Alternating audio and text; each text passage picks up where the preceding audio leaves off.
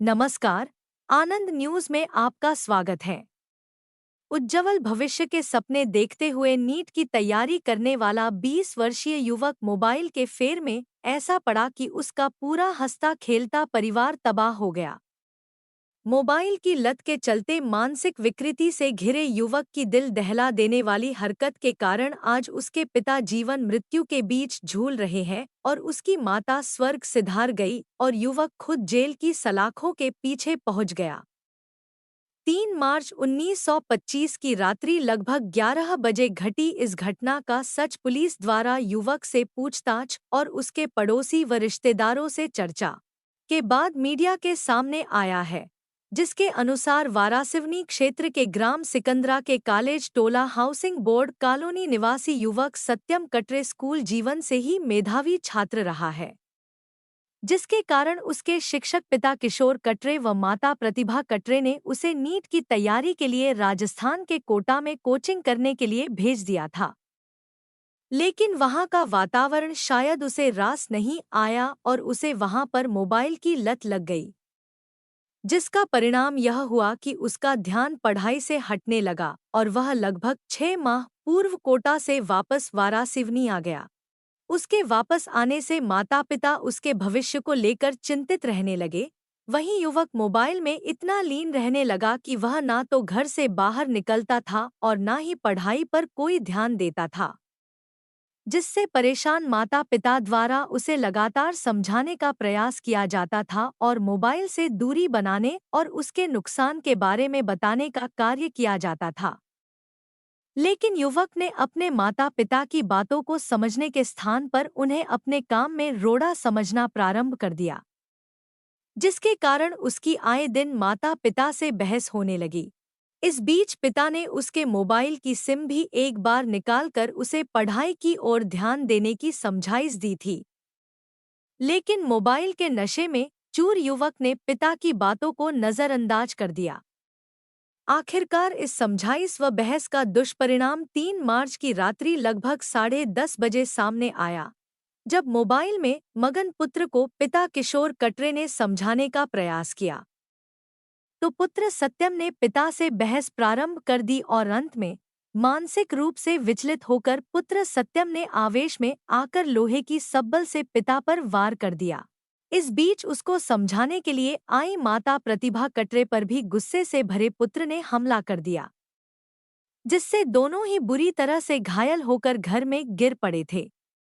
इस घटना के बाद भी युवक ने घर से भागने का कोई प्रयास नहीं किया और अपने रिश्तेदारों सहित डायल 100 को अपने माता पिता को मारने की खबर दी। खबर मिलने पर पड़ोसी, रिश्तेदार व पुलिस सभी घटनास्थल पर पहुंच गए थे। पुलिस ने उसे गिरफ्तार कर लिया था और घायल कटरे दंपत्ति को वारासिवनी चिकित्सालय से प्राथमिक उपचार के बाद गोंदिया उपचार के लिए भेज दिया था। गोंदिया में निजी चिकित्सालय में उपचार के दौरान बुरी तरह से घायल प्रतिभा कटरे का 4 मार्च की शाम को निधन हो गया।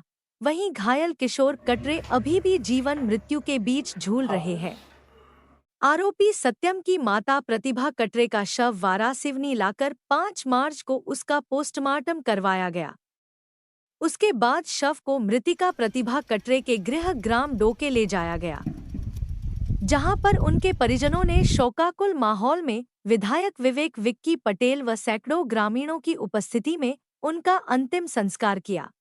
इस बीच वारासिवनी पुलिस ने आरोपी युवक सत्यम कटरे से पूछताछ के बाद उसके खिलाफ भारतीय न्याय संहिता की धारा 103, 109 के तहत प्रकरण दर्ज कर उसे वारासिवनी न्यायालय में पेश किया, जहां से न्यायालय ने मातृहंता युवक को उपजेल वारा भेज दिया। इस प्रकार मोबाइल की बुरी लत ने एक भरे पूरे परिवार को तबाह करके रख दिया। वैसे यह घटना अन्य पालकों को भी शिक्षा देने वाली है कि वह अपने बच्चों को बचपन से ही ऐसी शिक्षा या सीख देने का प्रयास करे, जिससे वह मानसिक रूप से विचलित होने से बचे रहे और अपने लक्ष्य की ओर ध्यान रखे। तरीके घटना जो हुई बीती रात्रि में एक युवक द्वारा अपने माता पिता पर हमला किया गया था। गिरफ्तारी के बाद क्या बातें सामने निकल कर आई है? जी हाँ, हमें आरोपी को गिरफ्तार किया। आरोपी जो है 20 वर्षीय लड़का है और जो किशोर और प्रतिभा उन्हीं का लड़का है। उसने अपने फादर को और मदर को लोहे के सब्बल से सिर के पीछे मारा और सिर पे अन्य चोटें पहुँचाई, जिससे कि माता की मृत्यु हो गई और माता का पीएम करवाया गया है। पीएम के पश्चात उनके परिवार द्वारा दाह संस्कार की क्रिया करवाई गई है।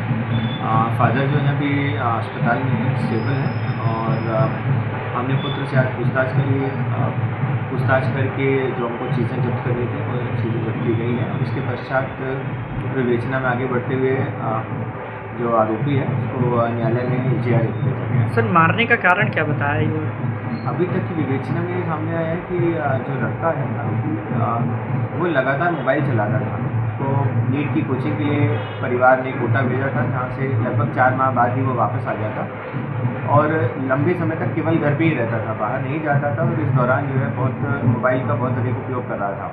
घटना वाले दिन भी पिता और पुत्र के बीच में मोबाइल चलाने को लेकर कुछ विवाद हुआ था, जहाँ फादर ने संभवतः उनको मोबाइल चलाने के लिए डांटा भी था। सर, कुछ ऑनलाइन गेमिंग में भी लिप्त था क्या युवक? अभी तक की विवेचना में इस प्रकार का कोई साक्ष्य नहीं है। कुछ कर्ज वगैरह उसके ऊपर? नहीं, अब ये इन बातों की पुष्टि जो है वो जब मोबाइल की रिपोर्ट्स आएंगी उससे पुष्टि हो पाएगी। सर, आज न्यायालय में पेश किया गया युवक? जी हाँ, आज आरोपी को न्यायालय में पेश किया, वहाँ से किन धाराओं के तहत मामला दर्ज?